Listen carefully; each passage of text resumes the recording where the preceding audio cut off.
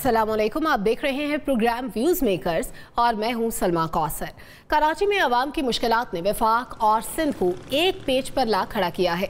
वज़ीर आज़म इमरान खान ने ऐलान किया है कि वफाक और सिंध हुकूमत कराची के 3 बड़े मसाइल हल करने पर काम कर रहे हैं।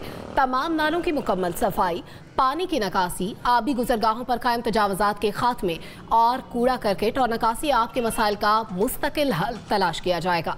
क्या यही बड़े मसाइल कराची की तरक्की में बड़ी रुकावट बने हुए हैं? वफाकी हुकूमत ने 2 अहम मामलात पर नई आईनी तरमीम लाने का भी फैसला किया है। दोहरी शहरियत रखने वालों को इलेक्शन लड़ने की इजाज़त दी जाएगी और सेनेट इलेक्शन में खुफिया राय शुमारी को ख़त्म करने की मंजूरी दे दी गई है। पीटीआई हुकूमत के ये दोनों फैसले क्या दुरुस्त हैं? और आखिर में हम बात करेंगे पेट्रोल बम की। क्या मौजूदा मौशी हालात में अवाम ये बर्दाश्त करने की सकत रखते हैं?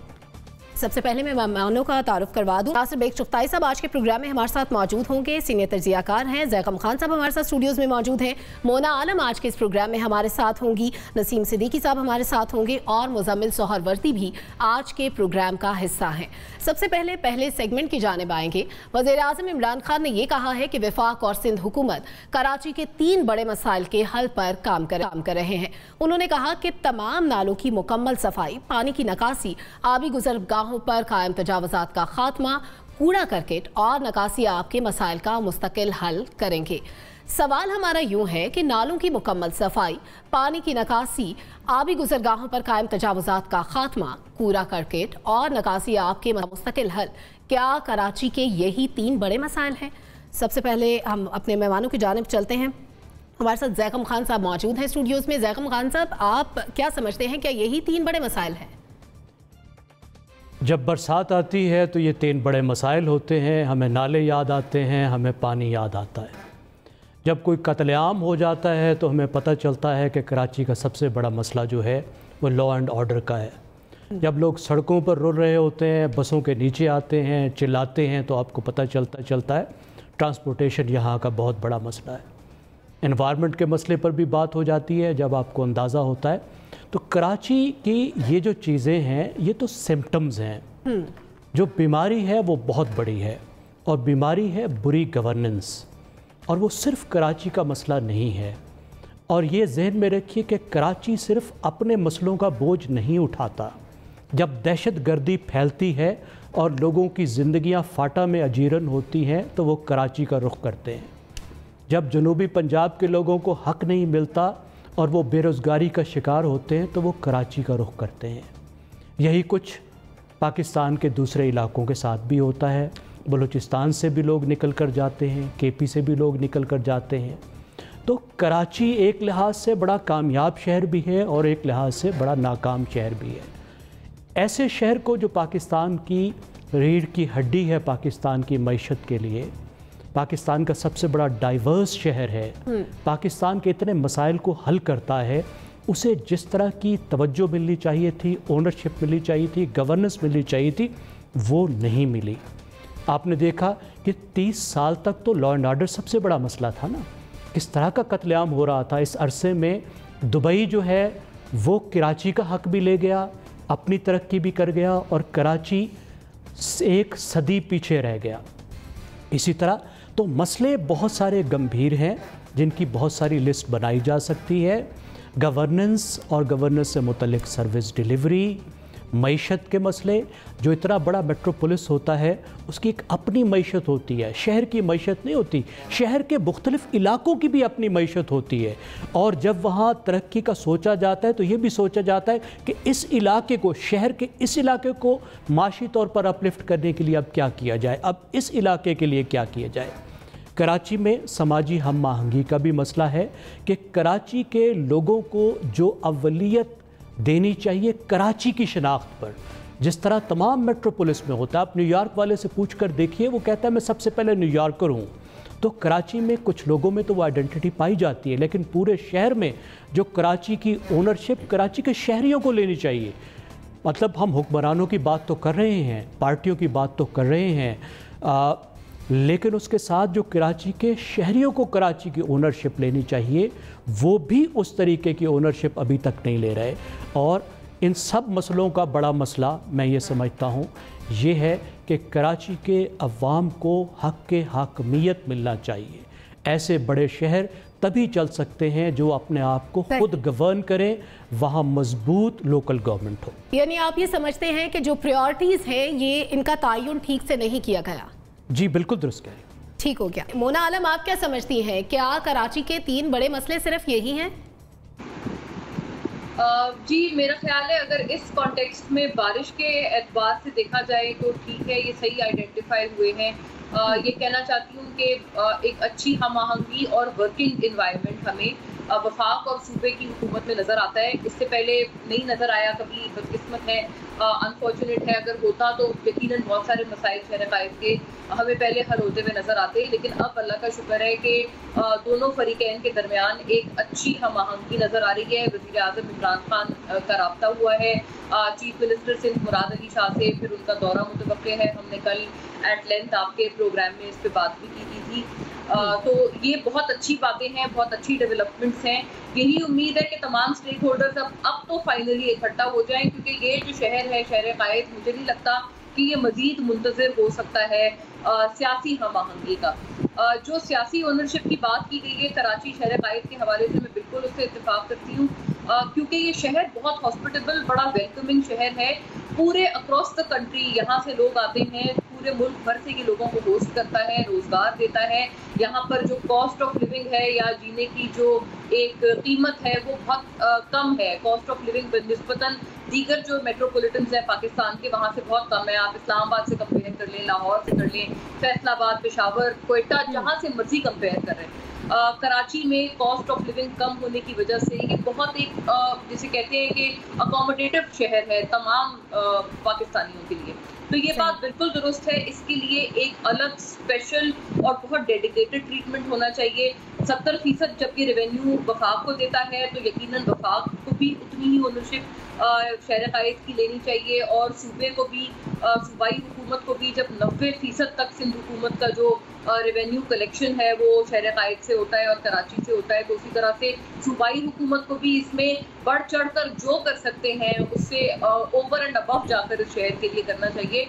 और इस वक्त के जो हालात हैं, बाकी इसमें कोई शक नहीं है, लोग दरबदर हैं, लोग डिस्प्लेस हो गए हैं। ये बिल्कुल बात दुरुस्त है। ये वो शहर है जहाँ पर दीगर जब ममालिक से किसी भी बाइस अगर लोग डिस्प्लेस हुआ करते थे तो शहर कायद में पनाह लेते थे, यहाँ आते थे। यहाँ पर रूरल अर्बन जो माइग्रेशन है वो सबसे ज़्यादा होती थी। अब यहाँ के लोग डिस्प्लेस्ड हैं, इस वक्त वहाँ के लोग डिस्प्लेस्ड हैं, नदी नालों में बह चुके हैं, और जो सड़कें तालाब का मंजर पेश कर रही हैं, शाहराएं तालाब का मंजर पेश कर रही हैं, लोग बाकायदा अपने प्यारों को ढूंढ रहे हैं। ये सूरत हाल है। खाने की किल्लत है, बहुत सारी चीज़ें इस वक्त चल रही हैं। इसमें आर्मी बहुत पेश है, इसमें रेस्क्यू ऑपरेशंस वगैरह में एनडीए में भी आगे है। मुझे अच्छा लग रहा है कि इस वक्त वफाक, सूबे और जो वहाँ पर बल्दियाती हुकूमत है वहाँ पर तमाम मिलकर एक ओनरशिप लेते हुए नज़र आ रहे हैं।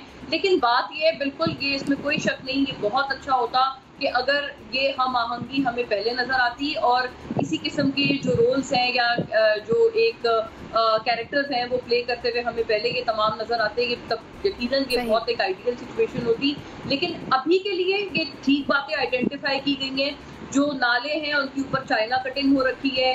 बिजली का मसला बड़ा संगीन है कि इलेक्ट्रिक के ऊपर इन्होंने बहुत सबने मिलकर कोई काम करना है और कोई इसका हल निकालना है, क्योंकि के इलेक्ट्रिक का जो मसला है, इन प्रायोरिटीज में के इलेक्ट्रिक के मसाइल का तो जिक्र ही नहीं है। जी मुझे लगता है इसको शामिल करना चाहिए, क्योंकि मैं कोई 40% तक एट्रीब्यूट करती हूँ कि इस वक्त जो मसाइल हो रहे हैं वो बिजली की वजह से हैं। बिजली की किल्लत अलग है, उसकी वजह से ना मोबाइल फोन्स चल रहे हैं, ना सेलुलर नेटवर्क्स चल रहे हैं, लोगों के घरों में पानी ख़त्म हो गया है, और जो बिजली की नंगी तारें हैं जिसकी वजह से जो तफसीली निज़ाम है बिजली का, जिसपे के इलेक्ट्रिक ने वादा किया था हम काम करेंगे, उन्होंने अपना वादा कहीं से भी वफा नहीं किया, वो काम भी नहीं हुआ। तो इस वजह से आपको पता है कि वो बिजली की नंगी तारों से या तो करंट लगने से अमवात हो रही थी। अब उसका सिर्फ ये हल निकाला है कि जी जब तक पूरे पानी की निकासी नहीं हो जाती तो तब तक ये बिजली बहाल नहीं करेंगे। 40-50 घंटे से दीगर बहुत सारे इलाकों में लाइट, यानी मसाइल बहुत सारे हैं, लेकिन जो एड्रेस किया गया है ये बिल्कुल ठीक आइडेंटिफाई किए हैं मसाइल। आपका जवाब हाँ में है, ठीक है मोना, आपको पॉइंट आ गया। मुजम्मिल और वर्दी साहब, आप क्या समझते हैं, क्या वफाक और सिंध ने ठीक एड्रेस किया? क्या यही बड़े मसाइल हैं 3? देखिए, मैं समझता हूँ कराची के साथ वो हो रहा है कि मकतूल का जनाजे को उठा भी कातिल रहा है और सोगवारान को गले भी कातिल ही लगा रहा है, और वो मकतूल के जनाजे में कातिल ऐसे शरीक है जैसे वो ख़ुद मकतूल का साथी है। वफाक ने जान छुड़ाई है, सिंध की हुकूमत पर कंबल डाल दिया है। ना प्राइम मिनिस्टर को अभी तक कराची जाने की ज़रूरत पेश आई है, और उनका ख्याल है इस्लामाबाद बैठ के ही वो कराची को सारा कंट्रोल कर लेंगे। और उन्होंने कहा इतनी बुरी हालत है सिंध गवर्नमेंट ने इजलास इस्लामाबाद बैठ के किया है ना। अब जो तस्वीरें शहबाज शरीफ की गंदे पानी में खड़े हुए नज़र आते आपको लाहौर में, तब मजाक उड़ाया जाता था, आज वो समझ आ गया ना कि गंदे पानी में जब तक खुद हुक्मरान नहीं खड़े होंगे गंदा पानी कैसे निकलेगा। के इलेक्ट्रिक कहती है पहले पानी निकालें फिर बिजली बहाल करूंगी। बिजली बहाल करने के लिए वाटर पंप बिजली से चलाने पड़ेंगे या जनरेटर से। अंडा पहले आएगा या मुर्गी पहले आएगी। बात यह है कि कराची का क्या कसूर है। कोटा सिस्टम कराची का सबसे बड़ा मसला है। लोग कहते हैं सिंध माँ धरती है, तकसीम नहीं करेंगे। कोटा सिस्टम के नाम पर तकसीम नहीं हुआ हुआ सिंध 60 और 40 पर। अगर नौकरियों का कोटा है तो फिर रेवेन्यू का कोटा क्यों नहीं है? फिर जो अगर नौकरियों का कोटा है तो वसाइल का कोटा क्यों नहीं है? मरदमशुमारी पर कराची के साथ जुल्म नहीं हुआ? क्या कराची की मरदमशुमारी ठीक हुई है? क्या कराची में बेरोज़गारी नहीं है? कराची में अमन अमान का मसला था, उस वक़्त भी ब्लेम गेम्स खेली गई हैं। मैं समझता हूँ हम अभी भी सर दर्द की दवा डिस्प्रिन समझ रहे हैं, ये नहीं समझ रहे कि दर्द क्यों है। उसका इलाज नहीं कर रहे, कैंसर का इलाज नहीं कर रहे। कराची के मसाइल का हल ये बिजली के, अभी आप नाले साफ़ कर देंगे, अगले साल क्या होगा? ये अभी आप तजावुज़ात हटा देंगे, अगले साल फिर नहीं हो जाएंगी।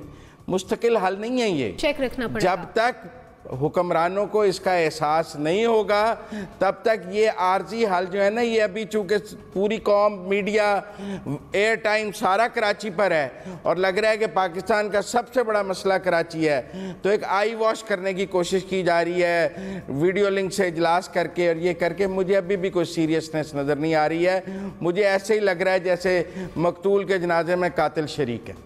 यानी आप ये समझते हैं कि जो आइडेंटिफिकेशन की गई है मसाइल की वो दुरुस्त नहीं है और बहुत से मसाइल हैं। आपका जवाब नामे है। आपका पॉइंट आ गया। मुजम्मिल और वर्दी साहब, नसीम सिद्दीकी साहब की जानिब चलूंगी। नसीम साहब, आपका क्या स्टांस है इस पर?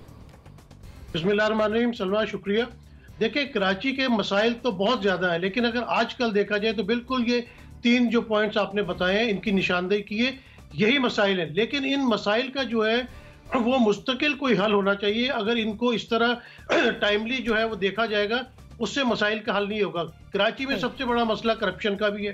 कराची में सबसे बड़ा मसला जो है वो ओनरशिप का भी है। बात तो पीपल्स पार्टी भी करती है, ओनरशिप तो वो भी कराची की लेती है, MQM भी लेती है, PTI ने भी वहाँ से वोट लिए। लेकिन कराची वालों का क्या कसूर है? मेरा ये खून के आंसू होता है दिल जब हम कराची की फुटेज देखते हैं। कराची के लोग इतने प्यारे हैं, कराची शहर इतना प्यारा था। अगर आप 70-60s की तस्वीरें देखें तो ये यूरोप अमेरिका से कम शहर बिल्कुल नहीं था। इस शहर ने लोगों को बहुत कुछ दिया है, हुक्मरानों को बहुत कुछ दिया, लेकिन इस शहर को कुछ उसके नतीजे में नहीं मिला। आप देख लें कि लोग किस तरह दर बदर इस वक्त सड़कों के ऊपर फिर रहे हैं। ना बिजली है, ना पानी है। क्या ये गारों की जिंदगी इस वक्त गुजार रहे हैं कराची वाले लोग? तो यहाँ पे मुस्तकिल बुनियादों पे जब तक वफाक सुबह साथ नहीं बैठेगा, कराची का लाएमल तैयार नहीं किया जाएगा। कराची एक मेट्रोपॉलिटन सिटी है। अगर आप न्यूयॉर्क को देखें तो वहाँ का मेयर प्रेसिडेंट से भी ज्यादा बाख्तियार है। अगर आप लंदन में देखें, सादिक खान यहाँ पे मेयर है, वो प्राइम मिनिस्टर को से ज्यादा बाख्तियार है लंदन के हवाले से। तो कराची को ओनरशिप देनी पड़ेगी। कराची शहर तो कहलाया जाता है पाकिस्तान का, लेकिन उस शहर का ख्याल कोई भी नहीं रखता, सिर्फ उसके ऊपर सियासत की जाती है। आपने देखा कि बिलावल भुट्टो को गिलगित बल्तिस्तान का बहुत दुख है, पंजाब सूबे सरहद का बड़ा दुख है, लेकिन अपना सूबा जहां उनकी अपनी हुकूमत है वहां पे वो लोगों को क्या फैसिलिटीज प्रोवाइड कर रहे हैं। 8वीं तरमीम के बाद सूबे की जिम्मेदारी वफाक से ज्यादा आ जाती है। अपने जो गुनाह है वफाक के जिम्मे थोप के तो ये बरीजुमा होना चाहते हैं। सबसे बड़ी जिम्मेदारी सिंध गवर्नमेंट की है। ये सिंध गवर्नमेंट का सबसे बड़ा शहर है, तो इनको बिल्कुल इस शहर का ख्याल करना पड़ेगा। वहाँ पे जितने भी स्टेक होल्डर्स हैं उनको मिल के चलना पड़ेगा ताकि कराची की आवाम को सुकून मिले। कराची वालों ने PTI को वोट दिया, कराची वालों ने MQM को वोट दिया, पीपल्स पार्टी को वोट दिया, तो ये जुल्म तो ना करे कम से कम कराची वालों के साथ और इसका मुस्तकिल हल ढूंढे। इसकी जो तजावुज़ात है या नालों की सफाई है, इसको मुस्तकिल बुनियादों पे होनी चाहिए। इसके लिए एक बजट जो है वो मुख्तस करना चाहिए ताकि कराची के अवाम को रिलीफ मिल सके। जी ठीक हो गया। एनवीसी, आपने एक अपनी ज़िंदगी का एक हिस्सा कराची में गुजारा है, बड़े करीब से देखा है, क्या आपके नज़दीक ये जो मसाइल की आइडेंटिफिकेशन है ये दुरुस्त है? जगम साहब किसी हद तक मामले की तह तक पहुंच रहे थे, ज़ाहिर वक्त नहीं था। बाकी सियासी बातें मैंने देखी कि पीपल्स पार्टी जिम्मेदार है, फलां जिम्मेदार है, सिस्टम जिम्मेदार है। ये गंदा सिस्टम जिसने हमें गटर दिए, जिसने हमें गंदी पॉलिटिक्स दी, जिसने हमारे कल्चर को आलूदा किया, ये जिम्मेदार है। मैंने ज़्यादा बात नहीं करूँगा, कुछ टॉपिक्स मैंने अपनी किताब के लिए बनाए थे तो सुनाया था कि बुनियादी मसला मरदमशुमारी है। अगर आप बेईमानी से मरदमशुमारी करेंगे तो कराची का मसला कभी हल नहीं कर पाएंगे आप, क्योंकि उस बेईमानी की वजह से आप वफाकी फ़ंड कराची को कम देंगे, वो कम दे रहे हैं आप, कम दे रहे हैं आप। नंबर 2, मास ट्रांसिट सिस्टम, किसी ने वादा पूरा नहीं किया, वफाक हो या सूबाई हुकूमत हो, सब वादा फरामोश, धोखेबाज। कराची को कम से कम 10,000 बसेस चाहिए फौरी तौर के ऊपर, अर्जेंट। फिर आता है कराची में कच्ची आबादियाँ, माशाल्लाह पूरे मुल्क से लोग हक बनता है यहाँ लोगों का आना, लोग आते हैं पूरे मुल्क से, ट्रेनें भर भर के आती हैं और खाली जाती हैं, और फिर यहाँ लोग आते हैं, एक और कच्ची बस्ती बन जाती है, एक और कच्चा इलाका बन जाता है, वहाँ एक नाला और कब्जे में हो जाता है। फिर यहाँ मसला है आपका सैटेलाइट सिटीज़ का। आप दुनिया में चले जाएं, कहीं चले जाएं आप, साउथ एशिया में ख़ास तौर से, दिल्ली में, ढाका में, कहीं और भी, वहाँ दिल्ली में 4 सैटेलाइट सिटीज़ हैं, शहर से बाहर शहर, नोएडा है, गुड़गांव है, फला है, फला है, और बहुत क्लास के उन्होंने दिल्ली के ऊपर से प्रेशर ख़त्म किया। बॉम्बे का भी ये हाल है, थाने है, मीरा है, निज़ामपुर है, ये सब है। उसके बाद आप आ जाएं तो आप आते हैं एजुकेशन की तरफ। क्या हाल किया एजुकेशन का। मैंने गवर्नमेंट स्कूल में दाखिला लेने के लिए प्राइवेट स्कूल से माइग्रेशन कर रहा था मैं, क्योंकि गवर्नमेंट स्कूल की पढ़ाई बहुत अच्छी थी। टेस्ट देना पड़ा था मुझको, और उस टेस्ट में 4 स्टूडेंट चाहिए थे उनको, फिफ्थ क्लास में, और 22 स्टूडेंट थे तो टेस्ट दे रहे थे। अब अंदाज़ा लगा लें उस वक्त की तालीम का। हमारे असातिज़ा भी सही नहीं है, हमारा सिस्टम भी सही नहीं है एजुकेशन का। और फिर एक अंदाज़े फ़िक्र, सोच बहुत बलगोबा बन गया है। किसी का कल्चर कुछ और है, किसी कुछ और। कराची का कल्चर चाहिए, कराची का एक कल्चर चाहिए जो कराची अडॉप्ट कर सके तमाम क़ौमियतों के लिए। फिर अब बेसिक हेल्थ का मसला, आपके चंद बड़े अस्पतालों को छोड़कर जो वाकई बड़े अस्पताल हैं, कहाँ है बेसिक हेल्थ स्ट्रक्चर, कहाँ है डिस्पेंसरियाँ जो एक ज़माने में हुआ करती थी, छोटी छोटी 3-3 मरीज़ों के लिए, वो डिस्पेंसरी ख़त्म हो गई। बेनज़ीर भुट्टो का जो बेसिक हेल्थ कल्चर स्ट्रक्चर था घर घर जाने का, वो ख़त्म हो गया है। उसके बाद humanitarian unmanageable expansion of city, इस पर काबू पाने की ज़रूरत है आपको। और उसके बाद लैक ऑफ एनवायरमेंटल पोल्यूशन, हर तरह का पोल्यूशन, मौसम का पोल्यूशन, गंदे पानी का pollution, thermal pollution, light pollution, road pollution, dust pollution, समुद्र का पोल्यूशन, सब ने मिलाकर इस शहर को एक ऐसी मतलब जानबूझकर बनाया गया है इस शहर को। ये इससे इंतकाम लिया गया है, इससे बदला लिया गया है। लेकिन मैं एक बात अर्ज़ करता हूँ कि ये शहर 60% कम से कम 60% अगर आपको रेवेन्यू दे रहा है तो इस शहर को इसका हिस्सा वापस मिलना चाहिए। फेडरल गवर्नमेंट भी उतनी जिम्मेदार है, जो कि वो पैसे ले रही है ना हमसे। वो कराची के पोर्ट को इस्तेमाल कर रही है, वो कराची के रेवेन्यू से अपना खर्चा चला रही है, कराची के रेवेन्यू से आपके दूसरे शहरों के खर्चे पूरे हो रहे हैं। एक और बहुत बड़ी स्टडी आई थी कि क्यों ना इस शहर में तमाम सूबे अपना अपना हिस्सा पोर करें। तो हमने मुखालफत की थी उसकी कि भाई ऐसी ये बुरी बात है कि चंदा मांग के आप शहर को चलाएं। इस शहर के अपने रिसोर्सेज इतने ज़्यादा हैं कि वो तो पूरे मुल्क को पाल सकता है ना, और आगे भी पाल सकता है अगर उसका सही इस्तेमाल किया जाए।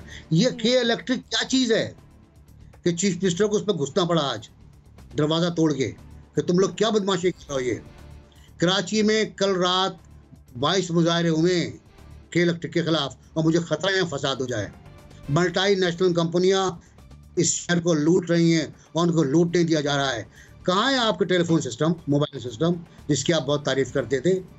जनरल मुशर्रफ कहते थे बच्चे बच्चे के हाथ में मोबाइल है, मेरा मोबाइल नहीं चल रहा आज, मैं स्काइप पे आपसे बात करने मजबूर हूँ। बिल्कुल सूरत हाल है। तो बेसिक 3 किताबें बन सकती हैं मसाइल के ऊपर जो मैंने टॉपिक्स बताए आपको। इसके अलावा समंदर पर आप कब्जा कर रहे हैं, आप मिट्टी डाल डाल के ज़मीन रिक्लेम कर रहे हैं, वहाँ आबादी बना रहे हैं। आप समंदर से लड़ेंगे, वो थप्पड़ मारेगा आपको बहुत ज़ोर से, और मार दिया उसने। डिफेंस पानी में, डिफेंस डूबा हुआ है ना, अभी भी डूबा हुआ है। उसकी वजह क्या है कि आपने एक सेक्टर को एक्सटेंड करने के लिए नाले पे कब्जा कर लिया, वहाँ बगले बना दिए आपने। कोई बात नहीं करेगा आपसे, मैं आपको बता रहा हूँ ये हुआ है। और उसके बाद ख़याबान तहात, ख़याबान रात, को जितने भी नाम ले लें, सब ज़ेर आब हैं। पहले कभी ज़ेर आब नहीं आया। एग्जैक्टली पहले कभी ऐसा नहीं। तो ये एक, और फिर कराची का बल्दियाती निज़ाम, मैं आखिर में आ रहा हूँ उसके ऊपर। मैंने आपसे बात भी की थी, वो आप बताएंगे भी, लेकिन ये बल्दियाती निज़ाम बहुत ज़रूरी है। सेंट्रलाइज बल्दियाती निज़ाम बहुत ज़रूरी है।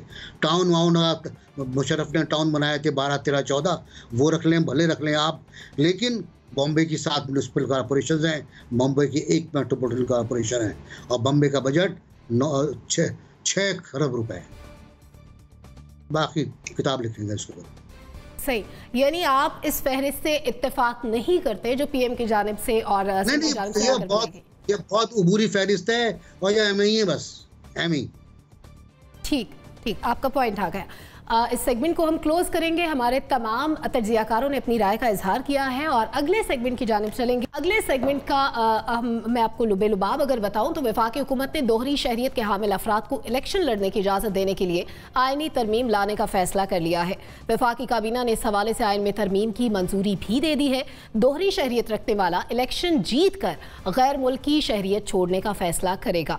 क्या दोहरी शहरियत के हामिल अफराद को इलेक्शन लड़ने की इजाज़त होनी चाहिए? एनबीसी क्यों नहीं होनी चाहिए? अगर वो पाकिस्तान के शहरी हैं और पाकिस्तान में उनका मुफादात हैं, पाकिस्तान में उनका ट्रस्ट है, पाकिस्तान में उनके बैंक अकाउंट्स हैं, बच्चे यहाँ रहते हैं, उनका घर यहाँ है, मुस्तकिल रहाइश है, पीआरसी यहाँ का है, डोमिसाइल यहाँ का है, तो वाई नॉट? क्यों नहीं भाई, क्यों नहीं लड़ सकते वो? लेकिन देखना पड़ेगा आपको कि किसका इंटरेस्ट ज़्यादा कहाँ पर है। ये आपको देखना पड़ेगा पहले कि क्या वो साल के 2 महीने गुजारता है पाकिस्तान में या 6 महीने गुजारता है, यही देखना पड़ेगा। उसका कारोबार कराची में क्या है। शौकत अजीज साहब बहुत बड़े प्राइम मिनिस्टर थे, वो पाकिस्तान आए, उनका शनाख्ती कार्ड में एड्रेस लिखा गया वज़ीर आज़म हाउस इस्लामाबाद। मोइन कुरैशी साहब एक प्राइम मिनिस्टर थे, 3 महीने के लिए आए और 90 दिन पूरे होते ही वापस चले गए। शौकत अजीज साहब चार्ज छोड़ते ही वापस चले गए। अगर ये इंटरेस्ट है तो फिर बेकार है। अगर वो मुस्तकिल पाकिस्तान से मोहब्बत करता है, वफादारी करता है, यहाँ कारोबार करता है, इनके कारोबार भी यहाँ पर नहीं थे। शौकत अजीज ने कितना अर्सा काम किया यहाँ पर, मेरा ख्याल है 4 साल तो काम किया, 5 साल मसला हो गया था, तो वो फिर वापस चले गए। वो बुरा भला कहते हैं पाकिस्तान को, पेपर लिखते हैं वहाँ बैठ कर। मोइन कुरैशी साहब भी पेपर पाकिस्तान के खिलाफ लिखते रहे, फिर उनका इंतकाल हो गया। तो गैर मुल्की, मुझे मतलब मैं उन्हें गैर मुल्की नहीं कहता, मेरे भी बहुत अजीज़ बाहर रहते हैं, लेकिन यकीनी तौर पर वो जो 15-15, 20-20 साल से पाकिस्तान ही नहीं आए और वो फिर क्लेम करें मेंबरशिप की, वो नाजायज़ होगी। इसके लिए कुछ कंडीशन बनाना पड़ेंगी, कुछ एनवायरनमेंट बनाना पड़ेगा, टर्म्स एंड कंडीशंस होंगी, और फिर मुझे इस पर कोई इतराज़ नहीं होगा। ठीक, यानी आप ये समझते हैं कि इसमें कोई हर्ज नहीं है, लेकिन वो लोग जो मुतवातिर पाकिस्तान नहीं आते हैं, हमेशा के लिए वहाँ जाकर बैठ जाते हैं, ऐसे लोगों के लिए थोड़ा सा रिकंसिडर करना चाहिए इस मामले को। बिल्कुल बिल्कुल ठीक। नसीम सिद्दीकी साहब, आप इंग्लैंड में बैठे हैं, एनबीसी ने तो कह दिया कि ये दुरुस्त है, अगर बैरून मुल्क पाकिस्तानी जितने भी बसते हैं, अगर उनके पास दोहरी शरीयत है, वो इलेक्शन लड़ सकते हैं और उसके बाद इसका फैसला हो जाएगा। आप क्या समझते हैं, क्या ये दुरुस्त है? देखें, जब भी कोई पाकिस्तान छोड़ के जाता है गैर मुल्क में, तो वो कोई खुशी नहीं जाता। वो ज़्यादातर जो है वो आपने देखा मुआशी मुहाजिर होते हैं। पहले दिन से ही बाहर के मुल्क पहुंचने के बाद वो अपने मुल्क में ज़र मुबादला भेजना शुरू कर देते हैं, अपने बीवी बच्चों को पालते हैं, फैमिलीज़ को पालते हैं, तमाम लोगों का ख्याल करते हैं। लेकिन वो एमबीसी की 2 बातें जो पहले सेगमेंट में उन्होंने की थी कि सिस्टम ऐसा होना चाहिए कि भले कोई दोहरी शरीयत रखता है और पाकिस्तान में आ गया तो उसको कानून के ताबे होना चाहिए। अगर कहते हैं कि यहाँ दोहरी शरीयत वालों ने बैरून मुल्क जो है वो हलफ उठाया होता है, तो हलफ जो लोग पाकिस्तान में रहते हैं, पाकिस्तानी शहरियत है, वो लोग पाकिस्तान के साथ क्या सलूक करते हैं। कुछ तो लोग ऐसे हैं कि जब हुकूमत में होते हैं तो पाकिस्तान में रहते हैं और जब हुकूमत नहीं होती तो वो NRO करके बैरून मुल्क लंदन या अमेरिका जाके बैठ जाते हैं। देखना ये पड़ेगा कि हमारा सिस्टम उसके बारे में क्या कहता है। तमाम बैरून मुल्क जो पाकिस्तानी आए हुए हैं वो अपने मुल्क के साथ बहुत मोहब्बत करते हैं। बहुत आप देखें कि जब जलजिला आएगा या नेचुरल कोई भी क्लाइमेटीज आएंगी उसमें बढ़ चढ़ के ओवरसीज हिस्सा लेते हैं। उनका दिल जो है वो पाकिस्तान के लिए धड़कता है। तो जो लोग NBC वाली बात कि जो लोग मुस्तकिल पाकिस्तान आते हैं, पाकिस्तान की सियासत में हिस्सा लेते हैं, उनको तो बिल्कुल मौका मिलना चाहिए। लेकिन जो 15-15 साल 20-20 साल से पाकिस्तान गए नहीं और एकदम से लाके पाकिस्तान के ऊपर मुसल्लत कर दिए जाते हैं, तो उनके बारे में भी कोई कानून बनाना चाहिए। मैं एक मिसाल आपको दूंगा कि चौधरी सरवर साहब, ऑप्शन बता दीजिएगा क्या होना चाहिए, ऐसा या नहीं होना चाहिए? जी बिल्कुल ऐसा होना चाहिए, ओवरसीज को पूरा मौका मिलना चाहिए। ठीक है मोना, आप क्या समझती हैं, क्या दोहरी शहरियत इलेक्शन लड़ने की राह में रुकावट होगी या नहीं होगी, क्या ऐसा होना चाहिए? जी मेरा भी यही ख्याल है कि बिल्कुल होना चाहिए। और ये सुप्रीम कोर्ट भी आपके इल्म में होगा कि 2018 में भी ये बात चल रही थी। उस वक्त सुप्रीम कोर्ट का ये ख्याल था कि 18 के इलेक्शंस में भी जो ओवरसीज लोग हैं वो एटलीस्ट वोट दे पाएंगे, और अल्टीमेटली वो जाना इसी जानिब चाह रहे थे कि बाहर जो हमारे जो एक्सपैट्स हैं वो पार्टिसिपेट भी कर पाएं, वो बजाते खुद भी इलेक्शन लड़ पाएं। तो रेमिटेंसेस बिल्कुल दुरुस्त बात है, रेमिटेंसेस वो लोग भेजते हैं, सरमायाकारी हमारे मुल्क में करते हैं। हम किसी भी मुश्किल में आफत में होते हैं, हम अपने ओवरसीज बैरून मुल्क पाकिस्तानियों की जानिब देखते हैं कि वो मदद करें हमारी। वो करते भी हैं बढ़ चढ़ कर, उनकी फैमिलीज यहाँ हैं और जाहिर है एक अपनी एक उनसीयत पाकिस्तान से कोई नहीं छोड़ सकता, वो भी होती है। तो जब हम उनकी तरफ अपने क्राइसिस में देखते हैं तो यकीनन ये हमें चाहिए कि हम उनको इलेक्शन लड़ने का भी मौका दें, एक रीजन। दूसरा रीजन इसका बहुत अहम जो मुझे लगता है आजकल के सिनेरियो में ज्यादा एप्लीकेबल होता है, वो ये है कि एक इक्वलाइजर हो जाएगा इलेक्टेड और नॉन इलेक्टेड लोगों के दरमियान, जो एक इक्वलाइजर करने की या इक्वल करने की, इक्वेट करने की इनको बात आजकल काफी बाज़गश्त है इस चीज की, वैसे भी वो चीज एटलीस्ट हो जाएगी। क्योंकि जो इंसान इलेक्शन लड़के आता है यकीनन वो बहुत सारी पेचीदगियों से गुजरता है, उसमें वोट लेना होता है, अपने हल्के में काम करना होता है, लोगों को खुश रखना होता है, लोगों को मुतमईन रखना होता है, कारकर्दगी दिखानी होती है, वरना अगली मरतबा उसको वोट नहीं मिलेगा। साथ साथ इसके अलावा जो इलेक्शन एक्ट 2017 उसमें आप देखें कि सारे अपने एसेट्स और अपनी नेशनैलिटी हर चीज़ डिक्लेयर भी करनी होती है। तो ये कुछ पाबंदियां हैं जो हमारे इलेक्टेड मेंबरान पे हैं, लेकिन अनइलेक्टेड पे वो वाली पाबंदियां आयद नहीं होती। और उसकी सबसे बड़ा रीज़न ये है कि अगर किसी की शहरियत दोहरी है तो उसको हम इलेक्ट तो कर नहीं सकते अभी अपने मौजूदा सिस्टम में, तो उसको एज एन अनइलेक्टेड SAPM ही हमें लेकर आना होता है। तो ये एक इक्वेट हो जाएगी चीज़ कि इलेक्टेड और अनइलेक्टेड में जो ये फ़र्क आता है या जो दोनों में कोई एक मवाजना किया जाता है, एटलीस्ट ये चीज़ ख़त्म हो जाएगी, ये डिस्टिंक्शन ख़त्म हो जाएगी, और ये होनी भी चाहिए, ये ज़रूरत वक्त है। यानी आप NBC और नसीम सिद्दीकी से मुत्तफिक हैं। ठीक है मोना, आपका पॉइंट आ गया। मुजम्मिल और वर्दी साहब, वफाकी काबीना जो है वो आइन के आर्टिकल 63(1)(c) में तरमीम की मंजूरी भी दे चुकी है, और अब जो दोहरी शहरियत के हामिल अफराद हैं उनको इलेक्शन लड़ने की इजाज़त भी होगी। आपके नज़दीक ये दुरुस्त है? नहीं, मैं नहीं समझता ये दुरुस्त है। पाकिस्तान पे हक़ हुक्मरानी पाकिस्तानियों का है। अगर कोई गैर मुल्की चला गया है पाकिस्तान से, जैसे नसीम सिद्दीकी ने कहा कि माशी हिजरत करते हैं, और अब वो समझता है कि वो मुल्क में वापस आकर पाकिस्तान पे हक़ हुक्मरानी के लिए ट्राई करना चाहता है, तो उसे सबसे पहले अपनी बैरूनी शहरियत सरेंडर करनी चाहिए। ये क्या ट्रांजिट लाउंज है कि मैं बरतानिया की शहरियत भी रखूँगा और पाकिस्तान में इलेक्शन भी लड़ूंगा? भाई आपने अगर पाकिस्तान में हक़ हुक्मरानी लेना है, पाकिस्तान में आके इलेक्शन लड़ना है, पाकिस्तान के निज़ाम हुकूमत में कॉन्ट्रीब्यूट करना है, तो छोड़ दे गैर मुल्की शहरियत। वो कौन से इतनी, मेरा मतलब है मैंने वो भी रखनी है, ये भी रखनी है, आप वो छोड़ें। कहीं मेरा जीना मरना पाकिस्तान है, मैं आ गया हूँ पाकिस्तान, गया था माशी हिजरत करने और अब आ गया हूँ, अब यहाँ पे कंट्रीब्यूट करूँगा, इलेक्शन जीतूँ हारूँ, मैं इस निज़ाम हुकूमत का, इस निज़ाम का हिस्सा हूँ। ये क्या है कि जी मैं आऊँगा फिर मैं चला जाऊँगा, मैं वो पासपोर्ट भी रखूँगा, मैं ये भी रखूँगा, ये दो आधा तीतर आधा बटेर नहीं चलते। छोड़नी पड़ेगी इलेक्शन लड़ने के बाद, पहले कॉन्टेस्ट में उतरने से पहले और मैं समझता हूँ 1 साल पहले, अगर कोई 1 साल पहले छोड़े तो उसे इलेक्शन लड़ने की इजाज़त होनी चाहिए। ये भी नहीं है कि मैं आज छोड़ूं और कल मुझे टिकट मिल गया पार्टी का, मेरी बात हो गई है लीडर से, मैंने एक बड़ी फॉरेन फंडिंग करा दी है, कहीं से फंड रेजिंग करा दी है, उसने कहा आ जाओ तुम टोबा टेक सिंह से इलेक्शन लड़ लो, मेरा बड़ा सिक्योर हल्का है, वो उस पार्टी का तुम्हें मैं वहाँ से टिकट देता हूँ, वो यहाँ लैंड करता है, सरेंडर करता है, इलेक्शन लड़। 1 साल पहले होना चाहिए, वो यहाँ आकर रहे, यहाँ के निज़ाम को समझे। इन लोगों को पता ही नहीं होता पाकिस्तान क्या होता है, और ये फिर ये आकर हमें यहाँ पाकिस्तान को बरतानिया और अमेरिका बनाने की कोशिश करते हैं, कहते हैं सिस्टम खराब है, ओवरनाइट तो नहीं ठीक हो सकता। मैं तो ये स्पेशल असिस्टेंट्स के भी, ये जिनके पास ग्रीन कार्ड होल्डर हैं, परमानेंट रेजिडेंट्स हैं, इनको भी स्पेशल असिस्टेंट बनाने के खिलाफ हूँ। नौकरी दें, मुलाजमत रखें, कंसल्टेंट बनाएं, इनको काबीना में कैसे बिठा सकते हैं हम? ये तो मजाक है पाकिस्तान के साथ। बिल्कुल कोई इलेक्शन लड़ने की, कोई हुकूमती ओहदा लेने की, कैबिनेट में बैठने की कोई इजाज़त नहीं होनी चाहिए जिसके पास पाकिस्तान की शहरियत और पासपोर्ट नहीं है। जो 2 मुल्कों की शहरियत रखना चाहता है, जो 2 किश्तियों का सवार होना चाहता है, उसके साथ हम ये हक़ हुक्मरानी नहीं दे सकते उसे।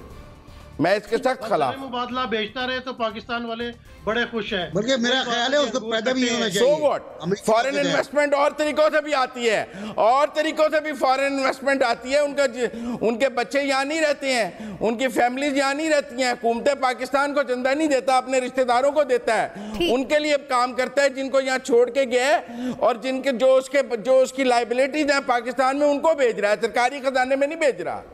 वर्दी साहब, आप इसकी मुखालफत करते हैं, ठीक है, आपका पॉइंट आ गया। जैगम खान साहब, आप क्या समझते हैं? एनबीसी मुस्कुरा रहे हैं वैसे काफ़ी देर से। देखिए सलमा, पहली बात तो ये है कि दोहरी शहरियत का जो हक है, ये एक बहुत बड़ी रियायत है जो पाकिस्तान की रियासत ने अपने शहरियों को दी है। भारत मिसाल के तौर पर अपने शहरियों को इस बात का हक नहीं देता कि वो भारतीय पासपोर्ट के अलावा कोई भी पासपोर्ट रखें। अगर वो किसी और मुल्क के शहरी बन जाएं तो उन्हें भारत का पासपोर्ट वापस करना पड़ता है। तो ये एक रियायत है, बहुत बड़ी रियायत है। अब जहाँ तक इन शहरियों का ताल्लुक़ है जिनके पास दोहरी शहरियत है, पाकिस्तान के उन अफराद का ताल्लुक़ है, मेरे ख्याल में जनरलाइज़ करना बहुत मुश्किल है। इनमें वो अफराद भी शामिल हैं जो पैदा ही बाहर हुए हैं, शायद 25 साल के हो गए और ज़िंदगी में पाकिस्तान की उन्होंने शक्ल नहीं देखी, पाकिस्तान में कभी आए ही नहीं। वो लोग भी हैं, वो लोग भी हैं जो 10-10 साल से यहाँ रह रहे हैं और इस अरसे में एक दफ़ा भी मुल्क से बाहर नहीं गए। मेरे ख्याल में जो चीज़ इस बात को डिफ़ाइन करती है वो है रेजिडेंसी। और मैं सिर्फ इलेक्शन की बात नहीं करता, वोट डालने की बात भी करता हूँ। जैसे मैंने कहा, वो बच्चा जो बरतानिया में पैदा हुआ, 25 साल का हो गया, उसने अपने हलके की शक्ल नहीं देखी, आप उसको वोट का हक देंगे तो पाकिस्तान का जो कॉन्स्टिट्यूंसी बेस्ड इलेक्टोरल सिस्टम है उसका तो सत्यानाश होकर रह जाएगा। ऐसे 5-7 हज़ार वोटर आ गए एक हलके में जिन्हें कुछ भी पता नहीं उस हलके का, उस हलके को देखा नहीं है, ज़िंदगी में शायद एक दफ़ा आएंगे, तो वो अगर वोट डालेंगे तो उस हलके का तो कबाड़ा कर देंगे। इसी तरह वो पाकिस्तानी शहरी जिसके पास दोहरी शहरियत है, कई साल से यहाँ रह रहा है, उसको आप वोट का हक नहीं देंगे तो वो भी ज़्यादती होगी।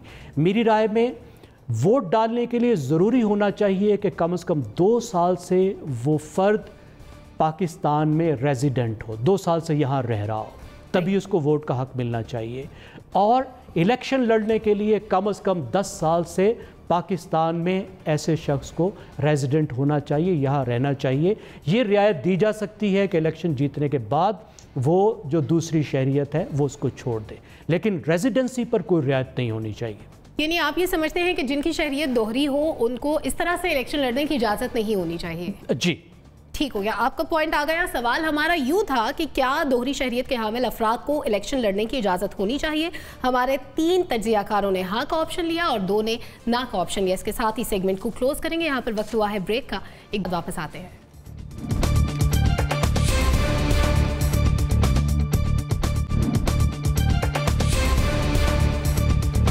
Welcome back. तीसरे सेगमेंट की जानिब चलेंगे। सेनेट इलेक्शन के तरीक़ाकार में तब्दीली का फैसला हो गया है। वफाकी काबीना ने खुफिया रायशुमारी ख़त्म करने के आइनी मुसव्वदे की मंजूरी दे दी है। हुकूमत के मुताबिक ये तब्दीली सेनेट इंतखाबात में वोटों की खरीदो फरोख्त रोकने के लिए की जा रही है। सवाल हमारा यूँ है कि सेनेट इलेक्शन के तरीक़ाकार की तब्दीली का जो मामला है, काबीना ने खुफिया रायशुमारी ख़त्म करने की मंजूरी दे दी है, क्या ये फैसला दुरुस्त है? NBC क्या कहते हैं आप? बिल्कुल दुरुस्त फैसला है। देखिए, मुनाफिकतें तो हमारे माशरे में मौजूद हैं और हिमाकतें भी बहुत ज़्यादा हम करते हैं के आदी हैं। तो इन मुनाफिकतों को रोकने के लिए, गद्दारियों को रोकने के लिए, वोटों की खरीदो फरोख्त से बचने के लिए, ये करप्शन है ना, ये करप्शन बहुत आला पाई करप्शन है। मतलब अगर मैं 1 करोड़ रुपये लगा रहा हूँ अपने इलेक्शन पर, तो मुझे यकीन होगा कि मुझे 15 से 20 करोड़ रुपये का फ़ायदा हो जाएगा, प्रॉफिट हो जाएगा। वो इसी तरह होगा ना, मैं अपना वोट बेचूंगा खुफिया रायशुमारी में। तो ये खुफिया रायशुमारी दरअसल करप्शन को फ़रोग़ देती है। मेरे ख्याल में मुमकिन है लोग उस पर इंटरेस्ट ना लाएं। कौमी असम्बली के अंदर कोई भी बिल हो, कोई भी तहरीक हो, प्राइम मिनिस्टर के ख़िलाफ़ तहरीक अदम-ए-एतमाद हो, उस पर भी खुफिया रायशुमारी नहीं होनी चाहिए। डिवीज़न बिल्कुल ठीक है, आप डिवीज़न करा लें। अगर येस है तो राइट पे चले जाओ, और लेफ़्ट है, नो है तो लेफ़्ट पे चले जाओ, ये ठीक है। खुफिया नहीं होना चाहिए। हमने खुफिया रायशुमारी का नतीजा देखा सेनेट के अंदर कि वहाँ वॉइस वोट पर चेयरमैन सेनेट को हटाने के हक़ में अक्सरियत थी और कहा बस इसको हटा के दम लेंगे। और जब रूल्स के मुताबिक खुफिया रायशुमारी पे गए तो वो उल्टा हो गया। वो 14 वोट कहाँ से आ गए चेयरमैन के हक़ में? तो ज़ाहिर है कोई काम हुआ होगा ना, कोई सौदा हुआ होगा, सौदेबाजी। मैं यकीन से कहता हूँ सौदेबाजी हुई है। मैं यकीन से कहता हूँ कैश फ्लो हुआ है। मैं यकीन से कहता हूँ कि इन्वेस्टमेंट हुआ है। वरना जो खड़े होकर 14 नो कहें, वो जाके यस कैसे कह देंगे डब्बे के अंदर जाकर? तो ये इस बुराई का खात्मा करने के लिए, और अगर इस बुराई का आप खात्मा कर दें तो फिर नीचे की बुराइयाँ भी ख़त्म कुछ हद तक हो सकती हैं, लेकिन उनको ख़त्म करने के लिए भी बहुत काम करना पड़ेगा। मुझे यकीन है कि इसकी बड़ी रेजिस्टेंस होगी, इसके ख़िलाफ़ बहुत बातें होंगी, इसके ख़िलाफ़ बड़े वोट पड़ेंगे, बहुत ज़्यादा जमहूरियत के नारे लगाए जाएंगे। लेकिन असल जमहूरियत ये है कि ट्रांसपेरेंसी हो और आपको आपका आईना नज़र आए। सही, यानी आप कहते हैं कि ये फैसला दुरुस्त है। मोना, आप क्या समझती हैं, क्या ये दुरुस्त फैसला है? खुफिया रायशुमारी ख़त्म होनी चाहिए? जी बिल्कुल, 200% दुरुस्त फैसला है और ये पहले ही हो जाना चाहिए था। अभी जैसे तज़किरा हुआ कि जो नो कॉन्फिडेंस मोशन आया था चेयरमैन सेनेट के खिलाफ, उसमें जो तमाशा हुआ, 14 वोट गायब हो गए। और वैसे जब ये मीर हासिल बिज़न जो बड़े उसूली सियासतदान थे, अपने मौक़िफ़ से पीछे हटने वाले नहीं, तो उनके इंतकाल पे तमाम पीपल्स पार्टी और PMLN ने बहुत रंजो गम का इज़हार किया। लेकिन जो उनके साथ वहाँ पर धोखा हुआ था और जिस तरह से उनको वहाँ पर डिसीट मिला था, उस पर कहा गया था, वादा किया था कि इंक्वायरी कराई जाएगी कि जी कौन कौन इसमें शामिल था। फिर हमने इलेक्शन के थोड़े अर्से बाद ही देखा कि पीपल्स पार्टी और नून लीग एक दूसरे पर इल्ज़ाम आयद करने लगे। वो उनको कह रहे थे कि आपके लोग बिके हैं और दूसरी जानिब से सेम बात की जा रही थी। लेकिन कभी इसको प्रोब करने की ज़हमत किसी ने नहीं की।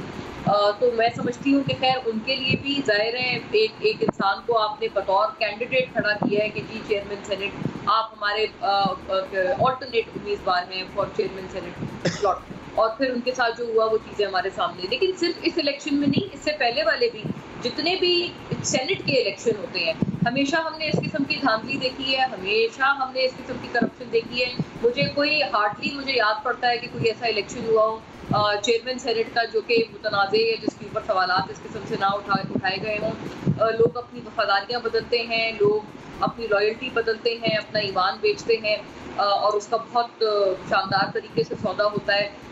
ये बात दुरुस्त है कि जिनके हक में सौदा होता है या जो फेवर उसमें हो रहा होता है, उनको ये बात इतनी बुरी या मायूब नहीं लगती, लेकिन जो उसके लूजर्स होते हैं या उसके लूजिंग एंड पर होते हैं, उनको बहुत उस वक्त तकलीफ होती है। तो ये एक मुझे लगता है किस्सा ये वंस एंड फॉर ऑल ख़त्म होना चाहिए। इसके अलावा कोई हक नहीं था। हर डेमोक्रेट, हर जमहूर पसंद इंसान आपको यही कहता था कि आप खुदारा ये जो सीक्रेट बैलेट है ये ख़त्म करें सेनेट से और इसमें शफाफियत लाएं, जो इसमें नोट चलते हैं और फिर नोटों का जो कारोबार एक चलाया जाता है, चमकाया जाता है, हर कोई अपनी दुकानें चमका के बैठा होता है, ये सिलसिला ख़त्म करें। तो अब अच्छी बात है कि अगर इस तरफ कोई पेशरफ्त हुई है, ये बात दुरुस्त है। मैं भी ये चीज़ अज्यूम कर सकती हूँ कि इसके ऊपर मुखालफत आएगी, जो इसके बेनिफिशरीज थे उनको बुरा लगेगा, लेकिन इसके अलावा कोई हल नहीं है। अगर आपने ये जो मुतनाज़े किस्म की एक रिवायत है इसको वन सेट फॉर ऑल खत्म करना है, यानी खुफिया राय शुमारी या सीक्रेट बैलेट जब खत्म होगा तो हॉर्स ट्रेडिंग भी खत्म होगी। आपका पॉइंट आ गया मौलाना जैगम खान साहब, आप क्या समझते हैं? दोस्तों ने अभी उन 14 बाज़मीर लोगों की तरफ इशारा किया जो PTI ने कहा था, जिन्होंने अपने ज़मीर के मुताबिक वोट दिया गुज़श्ता साल अगस्त में और सादिक संजरानी साहब को बचा लिया। अपोजिशन के पास 65 वोट थे और हुकूमत के पास 36 वोट थे। अपोजिशन फिर भी हार गई, हुकूमत फिर भी जीत गई। मुझे कोई मसला नहीं, ज़मीर के मुताबिक फिर भी वोट दिया जा सकता है, लेकिन इन बाज़मीर लोगों में थोड़ी गैरत भी होनी चाहिए थी। उन्हें बताना चाहिए था कि हमने ज़मीर के मुताबिक वोट दिया और उन्हें सबमिट करना चाहिए था कॉन्स्टिट्यूशन ऑफ पाकिस्तान को, जिसकी 63A जो क्लॉज़ है, जो डिफेक्शन क्लॉज़ है, उन पर लागू होती थी। ये जो डिफेक्शन क्लॉज़ है ये कहती है कि 3 किस्म के वोट ऐसे हैं जिसमें अगर आप अपनी पार्टी लाइन से इनहराफ करें तो फिर आपको हक नहीं कि आप पार्लियामेंट में रह सकें। इसमें PM और CM का इलेक्शन भी शामिल है, कॉन्फिडेंस और नो कॉन्फिडेंस का वोट भी शामिल है, मनी बिल यानी बजट भी शामिल है और कॉन्स्टिट्यूशनल अमेंडमेंट भी शामिल है। अगर इन तमाम पर आपका वोट खुफिया होगा तो फिर आइन की अमलदारी कैसे होगी? आइन की ये क्लॉज फिर कैसे नाफिज होगी?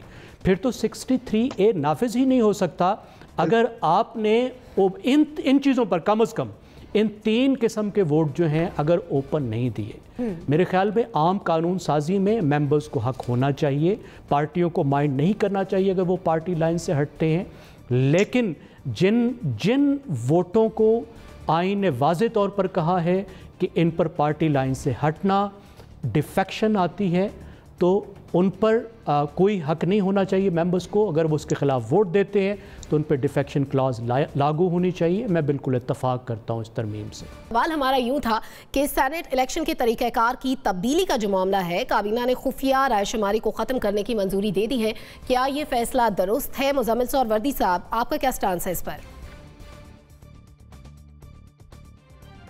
नहीं, देखें, पाकिस्तान की जमहूरियत का जो बेसिक मसला वो ये है कि पाकिस्तान की सियासी जमातों के अंदर जमहूरियत नहीं है। सियासी जमातों के जो सरबराहान हैं वो भी आमर हैं और अपने अंदर मार्शल लॉ एडमिनिस्ट्रेटर हैं और उन्होंने अपनी अपनी सियासी जमातों में मार्शल लॉ लगाया हुआ है। अब जो सेनेट की टिकटों की तकसीम है वो तो एक फ़र्द वाहिद करेगा, चाहे इमरान खान कर ले, चाहे नवाज शरीफ कर ले, चाहे बिलावल कर ले, और नीचे वो समझते हैं सब रियाया हैं और वो रियाया मेरी सोच के मुताबिक सबको वोट डालेंगे। मैं जब अपने MPA और MNA को वोट डालूंगा तो सीक्रेट बैलेट से डालूंगा, लेकिन जब MPA सेनेटर के लिए वोट डालेगा तो वो खुले हाथ से डालेगा। ये कैसा तजाद है? यहाँ तो फिर आप मेरे पे भी शर्त लगाएं कि मैं भी जब पोलिंग बूथ में जाऊँगा तो मैं पर्दे के पीछे नहीं जाऊँगा, खुले आम सबके सामने मोहर लगाऊँगा और बताऊँगा कि मैं बल्ले को डाल रहा हूँ, शेर को डाल रहा हूँ, हाथी को डाल रहा हूँ, किसको डाल रहा हूँ। जब पाकिस्तान के आम शहरी पर खुफिया राय दही है तो फिर MPAs को सेनेट के इलेक्शन में खुफिया राय दही क्यों नहीं है? दूसरी बात यह है कि अगर ठीक करना है निज़ाम तो सियासी जमातों में टिकटों की तकसीम के निज़ाम पर कानून साजी करें। आप फेयर एंड फ्री फ़र्द वाहिद के हाथ से टिकटों की तकसीम निकालें। नहीं होना चाहिए कि नवाज शरीफ की किसी की लंदन से मुलाकात हो गई है तो वो उसको टिकट दे देता है और इमरान खान साहब के लिए किसी ने बहुत अच्छा काम कर लिया है तो वो उनको टिकट दे देते हैं। तो ये जो आमरीतें हैं सियासी जमातों में, मसला वो है। बाज़मीर और ज़मीर की बात तो तब आएगी जब इंसाफ की बुनियादों पर टिकटों की तकसीम और लोगों को मुंतखब करना शुरू करेंगे। मेरा मतलब है आप मज़ीद MPAs को अपनी अपनी सियासी जमातों के ग़ुलाम बनाना चाहते हैं और ये चाहते हैं कि जो सियासी जमातों के अंदर आमरीतें हैं और जो आमर बैठे हैं ये उनके आगे सर उठा के भी ना बात कर सकें और झुके हुए सर के साथ हाथ खड़े करते रहें। मैं इसके खिलाफ हूँ। इमरान खान साहब के साथ तो खुद पिछले इलेक्शन में KP में हाथ हो गया था, आधी पार्टी ने उनके खिलाफ बगावत कर दी थी और उसके बाद वो उनको निकालते फिरे, फिर डेफेमेशन के सूट हुए, क्योंकि आप लोगों की मुशावरत से टिकट नहीं देते हैं, आप कंसल्ट ही नहीं करते हैं, आप कहते हैं मैं फर्द वाहिद हूँ, मैं फैसला करूँगा, आप सब मेरे गुलाम हैं। तो ये तो जमहूरियत नहीं है ना। और आप इस किस्म की आमरीत को मजबूत करने के लिए मजीद कानून साजी करना चाहते हैं और चाहते हैं कि हमारा अरकान असेंबली को उन गुज़श्ता पत्थरों के दौर के ग़ुलामों की तरह ट्रीट करें और उनको वो हमारी ग़ुलामी में रहें हर वक्त, ताकि और इस मुल्क में जमहूरियत भी चले। मुझे तो नहीं समझ आती। यानी आप इसके खिलाफ हैं। ठीक है, आपका पॉइंट आ गया। नसीम सिद्दीकी साहब, आप जी मोना, आप कुछ कहना चाह रहे हैं? जी, ये जो सर, ये जो इनकलाबी बागी हैं जो अपनी पार्टी लीडरशिप के खिलाफ जाते हैं, फिर वो इतनी भी तो जुर्रत रखे ना कि बताएं कि जी हम आपके वोट से, हम आपके चुनाव से या आपके बंदे से अग्री नहीं करते थे, इसलिए हमने अपना वोट अपनी तरफ रखा है। अस्सलाम वालेकुम। वो ईमान का कमजोर दर्जा है ना, दिल से बुरा जानो। ईमान का कमजोर दर्जा है कि दिल, अगर मुंह से नहीं कह सकते हो तो दिल से तो बुरा जानो। तो आप यही समझ लें कि ये ईमान के कमजोर दर्जे पर मुकीम है इस वक्त। ऊपर वाले दर्जे में आने में वक्त लगेगा इन्हें। मोना, आपने ऐड तो किया, लेकिन मुजम्मिल साहब अपनी राय पर कायम है। बिल्कुल उन्होंने ये फैसला कर लिया कि ये जो फैसला किया गया वफाकी काबीना की तरफ से ये बिल्कुल दुरुस्त नहीं है। नसीम सिद्दीकी साहब, आप क्या समझते हैं कि खुफिया रायशुमारी खत्म करने का जो फैसला है, क्या ये दुरुस्त है? देखें, बिल्कुल ये फैसला दुरुस्त है। मैं जो ये कहना चाहता हूँ कि जो 14 ज़मीर फरोश सेनेटर्स थे जिन्होंने अपनी पार्टी के खिलाफ जाके वोट दिए, जबकि उन्होंने पहले शो ऑफ हैंड्स में पार्टी के हक में वोट दिया, तो उनमें से कोई भी डुअल नेशनलिटी वाला नहीं था। तो ये लाजमी नहीं है कि जो पाकिस्तानी शहरियत है वो पाकिस्तान के साथ गद्दारी नहीं कर सकता या इस किस्म के काम नहीं कर सकता।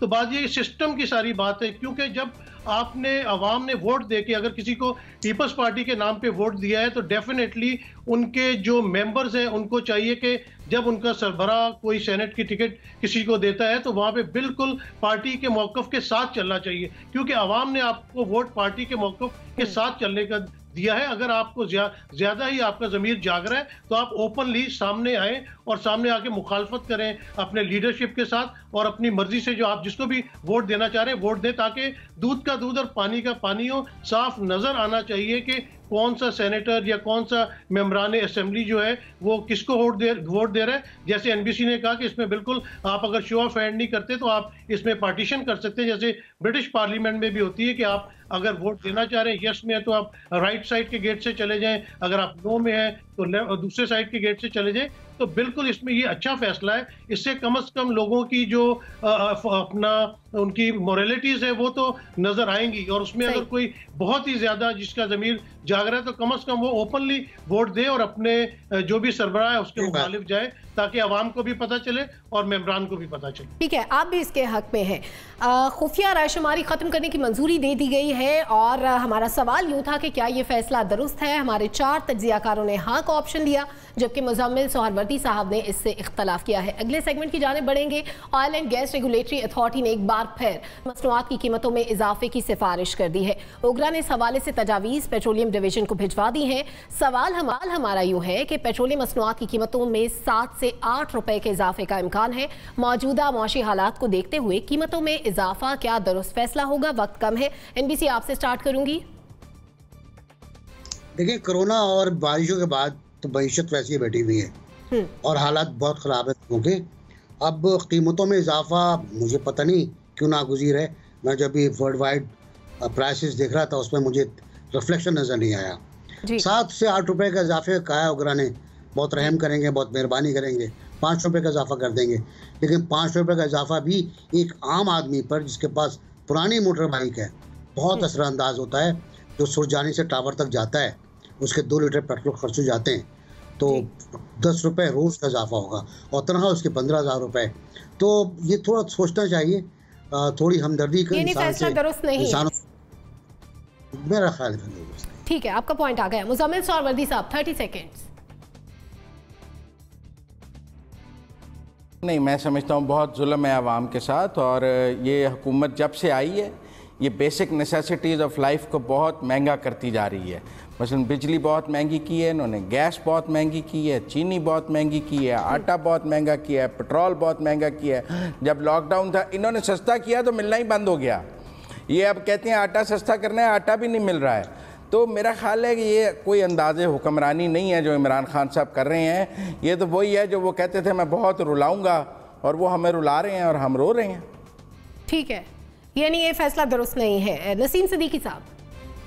जी बिल्कुल, ये फैसला दुरुस्त नहीं है। आवाम के ऊपर इतने महंगाई के बम नहीं फोड़ने चाहिए। जैसे अभी मेरे साथियों ने कहा, पहले चीनी महंगी, आटा महंगी, आप ना तनख्वाहें बढ़ा रहे हैं किसी की, ना आप कोई नई नौकरियां क्रिएट कर रहे हैं। लोगों की नौकरियां खत्म होती जा रही हैं, बेरोजगारी बढ़ती चली जा रही है। और ऐसे में आप जब पेट्रोल महंगा करेंगे तो उससे तमाम अशियाए ज़रूरत की जो चीज़ें वो महंगी होनी शुरू हो जाती। तो ये आवाम के साथ इन हालात में बहुत जुल्म होगा, जबकि कारोबार भी नहीं है, नौकरियां भी नहीं है, और आप पेट्रोल पे फिर दोबारा पैसे बढ़ा देंगे।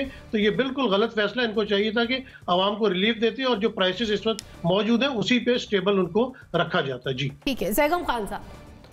देखिए, इस वक्त हुकूमत पेट्रोल पर बहुत ज़्यादा इन्हसार करने लगी है रेवेन्यू जनरेट करने के लिए, और उस मकसद के लिए पेट्रोल की कीमतों में इजाफा बहुत ख़तरनाक है, इसलिए कि उससे इन्फ्लेशन पे असर पड़ता है।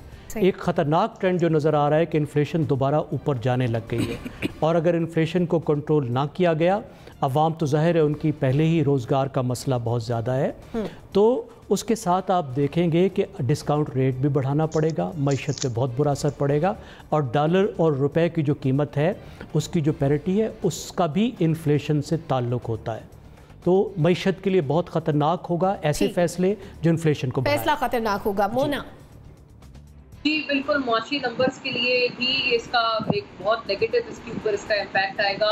इन्फ्लेशन बढ़ेगी, इन्फ्लेशन ऑलरेडी बहुत ही अलार्मिंग सतह तक है, और उसके बाद जाहिर है मॉनेटरी पॉलिसी में आपको फिर अपना डिस्काउंट रेट जो कि अब बड़ी मुश्किल से कम हुआ था वो फिर दोबारा आपको बढ़ाना पड़ेगा, क्योंकि उसका डायरेक्ट वास्ता इन्फ्लेशन से होता है। मुझे इसका बहुत आसान सा एक हल समझ आ रहा है। ये बात ज़रूर है कि बैनुल-अक़वामी सतह पर खाम तेल की कीमतों में इजाफा हो रहा है जब से कि कोरोना वायरस के बाद से ओपनिंग अप वगैरह हुई है। यानी आप भी समझती हैं ऐसा नहीं होना चाहिए। पेट्रोलियम मसनूआत की कीमतों में इजाफे के बारे में तमाम तज्ज़िया कार ये है कि ऐसा नहीं होना चाहिए।